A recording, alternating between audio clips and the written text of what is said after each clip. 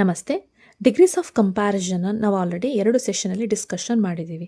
And I mentioned Tumakuru ಯೂನಿವರ್ಸಿಟಿಯ first ಸೆಮಿಸ್ಟರ್ನ ವಿದ್ಯಾರ್ಥಿಗಳಿಗೆ ಇದು ಸಿಲೆಬಸ್ನಲ್ಲಿ ಪ್ರಿಸ್ಕ್ರೈಬ್ ಮಾಡಿದ್ದಾರೆ. ಹಿಂದಿನ 2 ಸೆಷನ್ಗಳಲ್ಲಿ ನಾವು ಡಿಗ್ರೀಸ್ ಆಫ್ ಕಂಪ್ಯಾರಿಸನ್ ಅಂದರೆ ಏನು, ಅದು ಯಾವ ರೀತಿಯಲ್ಲಿ ನಮ್ಮ ಡೇ ಟು ಡೇ ಲೈಫಲ್ಲಿ ಹೆಲ್ಪ್ ಆಗುತ್ತೆ, ರೈಟಿಂಗ್ ಸ್ಕಿಲ್ ಇರ್ಬೋದು ಅಥವಾ ಸ್ಪೀಕಿಂಗ್ ಸ್ಕಿಲ್ಸ್ ಇರ್ಬೋದು, ಅಕಾಡೆಮಿಕ್ಸಲ್ಲಿ, ಕಮ್ಯುನಿಕೇಷನಲ್ಲಿ, ಅಡ್ಜೆಕ್ಟಿವ್ಸ್ ಮತ್ತು ಅಡ್ವರ್ಬ್ ಯಾವ ರೀತಿಯಲ್ಲಿ ವರ್ಕ್ ಆಗುತ್ತೆ ಅನ್ನೋದನ್ನು ತಿಳ್ಕೊಂಡ್ವಿ. ವಿತ್ ದ್ಯಾಟ್ ಫಾರ್ಮ್ ಯಾವ ರೀತಿಯ 3 ಫಾರ್ಮ್ಸ್ ಇದೆ, ಪಾಸಿಟಿವ್ ಡಿಗ್ರಿ ಇರ್ಬೋದು, ಕಂಪ್ಯಾಟಿವ್ ಡಿಗ್ರಿ ಇರ್ಬೋದು, ಸೂಪರ್ಲೇಟಿವ್ ಡಿಗ್ರಿ ಇರ್ಬೋದು, ಅದ್ರ ಬಗ್ಗೆನೂ ಕೂಡ ನಾವು ತಿಳ್ಕೊಂಡಿದ್ದೀವಿ.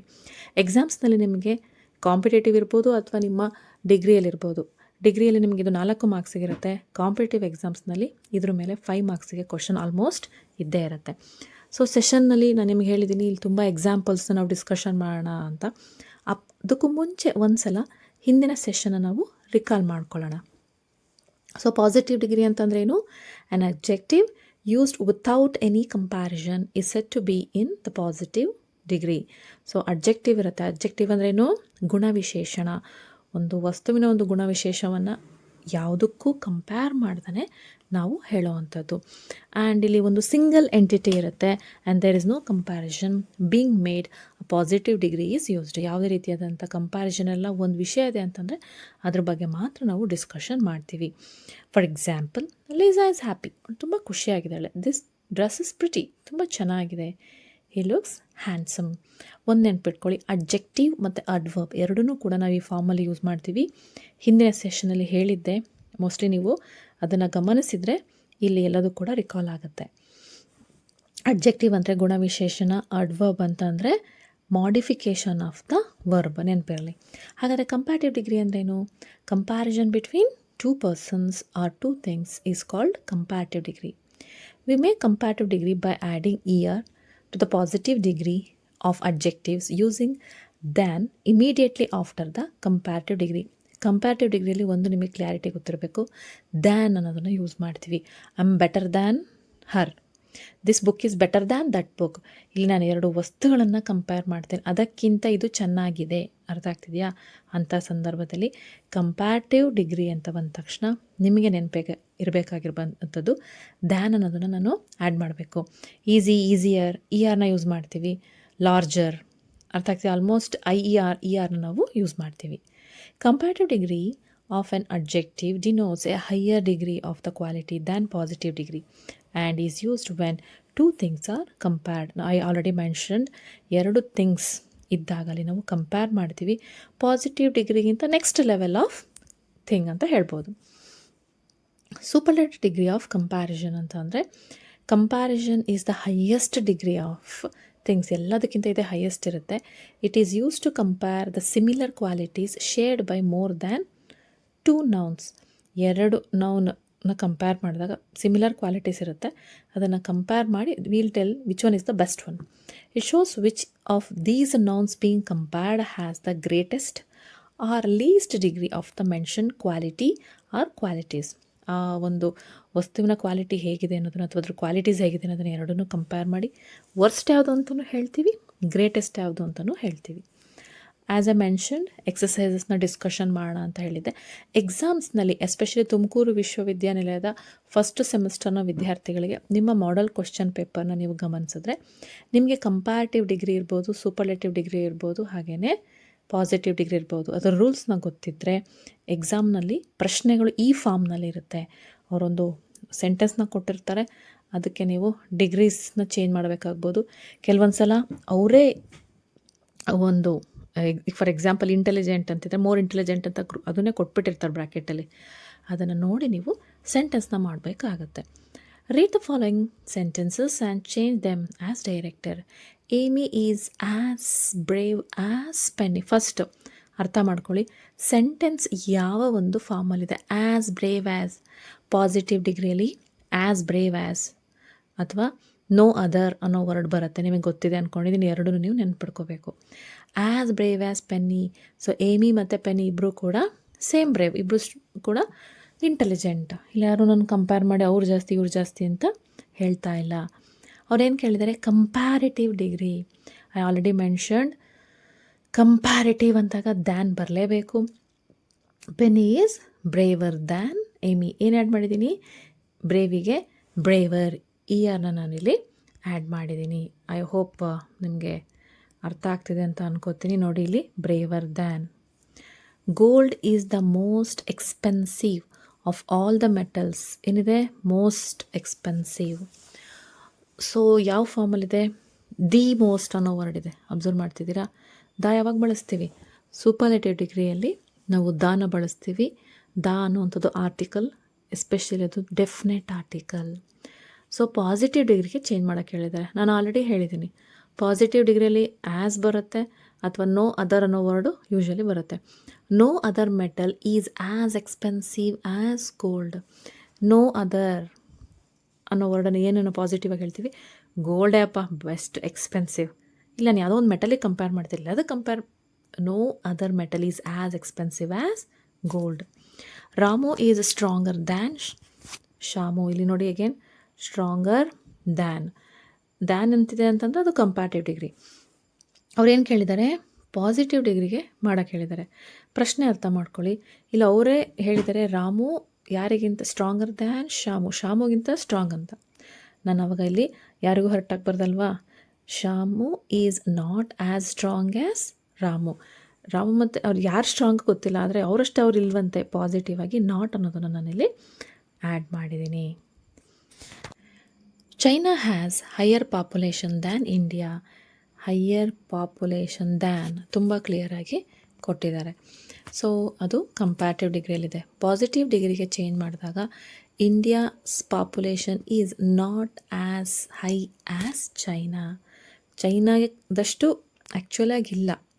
ಪಾಸಿಟಿವಲ್ಲಿ ಹೇಳ್ತಾ ಇದ್ದೀನಿ. Riya is the laziest girl in the class. The laziest, ಅಷ್ಟು ಲೇಸಿ ಇದ್ದಾಳೆ ಅವಳು.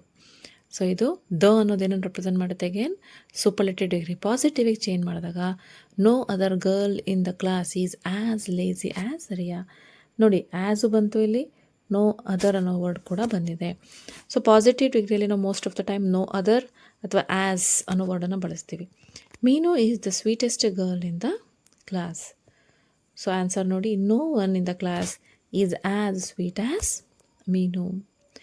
Indore is the cleanest city in India. Again ಇದು ಸೂಪರ್ಲೇಟಿವಲ್ಲಿದೆ. ಇಲ್ಲಿ ಅವ್ರು ನಮಗೆ ಕಂಪ್ಯಾರಿಟಿವ್ಗೆ ಚೇಂಜ್ ಮಾಡಲಿಕ್ಕೆ ಹೇಳಿದ್ದಾರೆ. Indore is cleaner than any other city in India. ಅಂದರೆ ಇಂದೋರ್ ಅಷ್ಟು ಕ್ಲೀನಾಗಿರುವಂಥ ಸಿಟಿ ಯಾವುದು ಇಲ್ಲ ಅನ್ನೋದನ್ನು ಅದು ರೆಪ್ರೆಸೆಂಟ್ ಮಾಡುತ್ತೆ. ನೆಕ್ಸ್ಟ್ ನೋಡೋಣ ಬನ್ನಿ.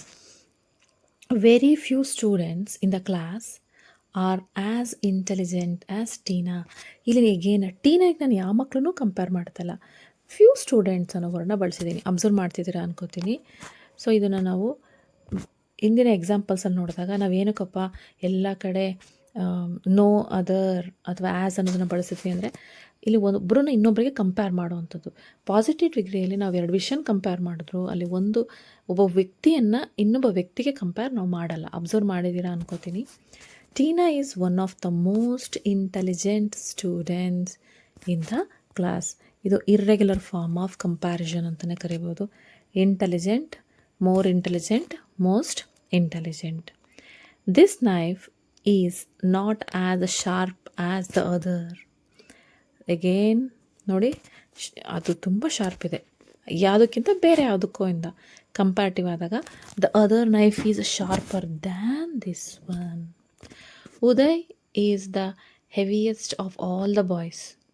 No other boy is as heavy as Uday. ಅವನಷ್ಟು ಹೆವಿ ಯಾರು ಇಲ್ಲ ಅನ್ನೋದನ್ನು ಅದು ರೆಪ್ರೆಸೆಂಟ್ ಮಾಡುತ್ತೆ. ಸೊ ಇಲ್ಲಿ ನಾನು ಸ್ವಲ್ಪ ಡಿಫ್ರೆಂಟ್ ಆಗಿರೋದು ತೊಗೊಂಡಿದ್ದೀನಿ. Fill in the blanks with the correct degrees of comparison. ಮೊದಲನೇದನ್ನು ನೋಡೋಣ.